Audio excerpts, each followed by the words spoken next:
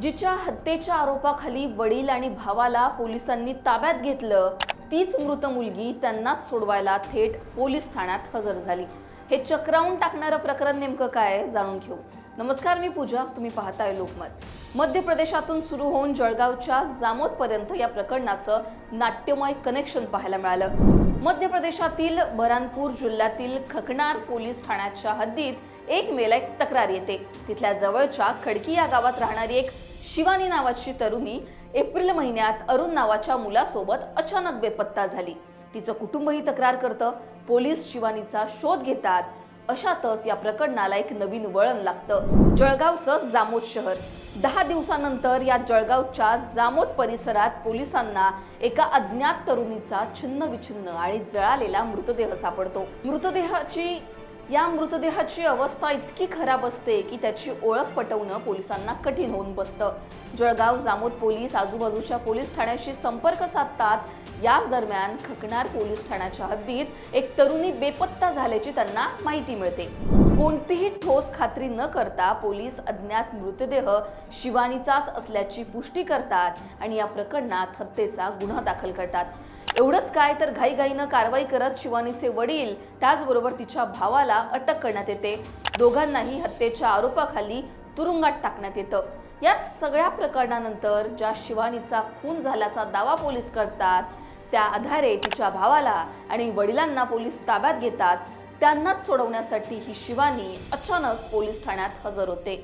Jalgaon Jamod police ठाण्यात अरुण नावाच्या या मुलासोबत पोलिसांसमोर ही शिवानी हजर होते। ती स्पष्ट करते की ती जिवंत आहे, तिचे वडील आणि भाऊ पूर्णपणे निर्दोष आहेत। शिवानीनं पोलिसांना विनंती केली की तिच्या कुटुंबियांनी कोणताही गुन्हा केला नाहीये, त्याच्यामुळे त्यांची त्वरित सुटका करा।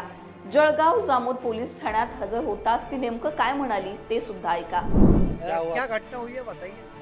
हम 24 तारीख को चले गए थे 8 बजे, तो हमारा कुछ घटना नहीं हुआ। हम जिंदा है, मेरा पिताजी ना मेरा भाई कुछ और। क्यों फंसाया गया आपको, पिताजी और भाई को? पिताजी कबूल कर दिया कि मर गया करके। ऐसा लगता है कि कहीं ना कहीं महाराष्ट्र पुलिस ने गलत फंसाया है। हाँ आप तो जिंदा हो। हाँ, मैं जिंदा ही है। अब क्या चाहते हो आप? मैं उन लोग को छुड़ाना चाहती हूँ। आप चाहते हो कि न्याय मिले? चाहते हो। क्या नाम है उनका? शिवानी। आता या शिवानीची ओळख निश्चित करण्यासाठी पोलीस आवश्यक कागदपत्रांची पडताळणी, अंगठ्याचे ठसे आणि रक्त नमुने घेतायत। तपासणीसाठी ते सगळं पाठवण्यात आलेलं आहे। पण या सगळ्या प्रकरणानंतर पोलिसांनी ज्या शिवानीचा खून झाल्याचा दावा केला होता, तीच शिवानी अचानक जळगाव जामोद पोलीस ठाण्यात हजर झाल्यामुळे अनेकांच्या भुवया उंचावल्या। आता ही मृत महिला नेमकी कोण आहे, जिचा मृत्यू खरं तर जळगावच्या जामोदमध्ये झालेला आहे, तिचा मृतदेह छिन्न विछिन्न अवस्थेमध्ये पोलिसांना सापडला, ती नेमकी कोण आहे याचा तपास पोलीस करतायत। पण ज्या तरुणीचा मृत्यू झाला याचा दावा पोलिसांनी केला, ती शिवानी ही पोलीस ठाण्यात हजर होते आणि तिच्या कुटुंबियांना सोडवण्यासाठी पोलिसांना विनंती करते की मी जिवंत आहे।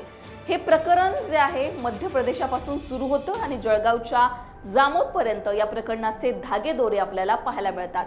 अतिशय चक्रावून टाकणारे एक प्रकरण। या प्रकरणामुळे खरं तर पोलिसांच्या कारवाईवर किंवा पोलिसांनी केलेल्या तपासावर सुद्धा प्रश्न उपस्थित होतो। इतक्या घाईघाईनं या प्रकरणाची कुठलीही पुष्टी न करता, पोलिसांनी सत्यता न तपासता कसं काय या शिवानीचा मृत्यू झाला याचा दावा केला आणि तिच्या कुटुंबियांना हत्येच्या आरोपाखाली ताब्यात घेतलं, हा सुद्धा एक मोठा प्रश्न या ठिकाणी उपस्थित होतोय।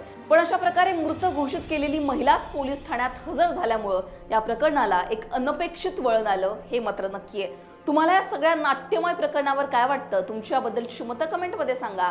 लोकमतला सबस्क्राईब केलं नसेल तर सबस्क्राईब करायला विसरू नका।